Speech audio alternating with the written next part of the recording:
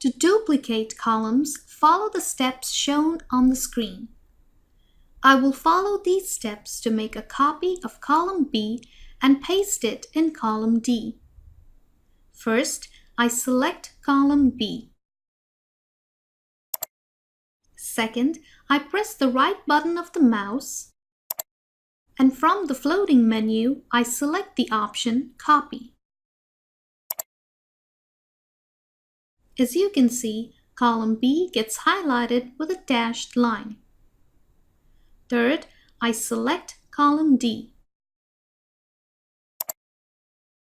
Finally, I click the right button of the mouse, and from the floating menu, I select the option Paste.